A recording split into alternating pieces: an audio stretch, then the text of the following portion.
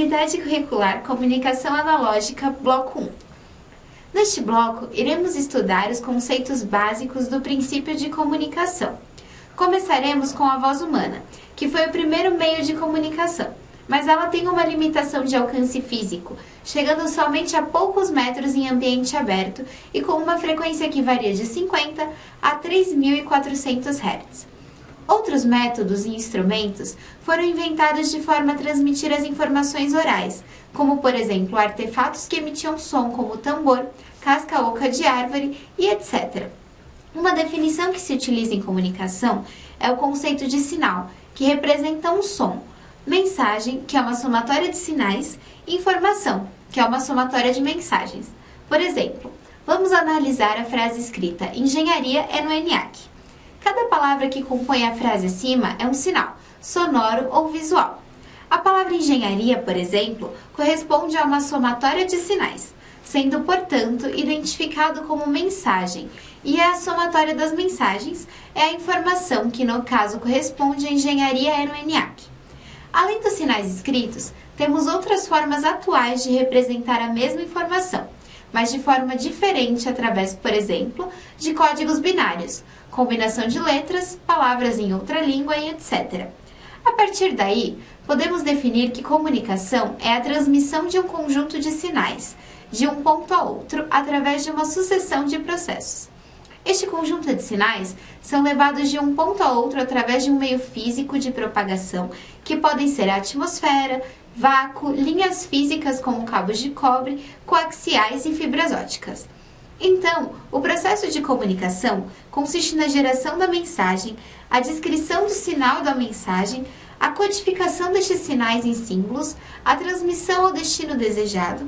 No destino, tem que se decodificar e reproduzir os símbolos originais e a recriação da mensagem original.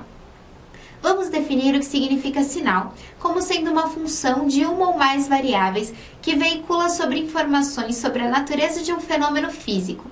Sinais de fala, sinais biológicos, previsão do tempo, bolsa de valores, sonda espacial. Também a representação de uma quantidade ou qualidade física que transporta informação, sendo possível representá-las ou modelá-las através de funções matemáticas de uma ou mais variáveis. Na engenharia elétrica ou eletrônica, os sinais são representados por meio de tensão ou corrente que variam de tempo para tal utilizamos funções.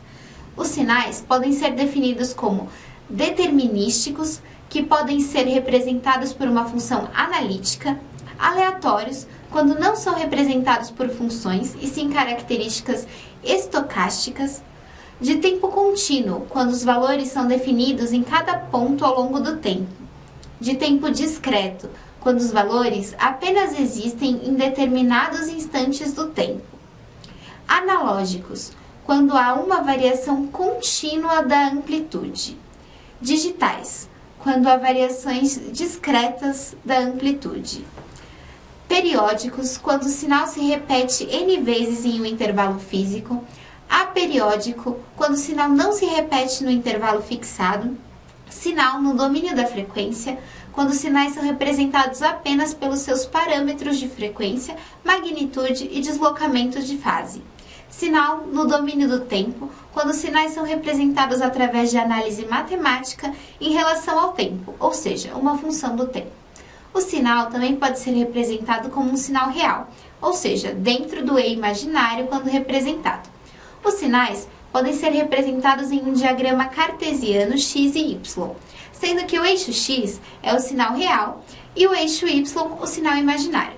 A representação vetorial de um ponto z qualquer é dada pela soma do sinal real x mais o sinal imaginário y.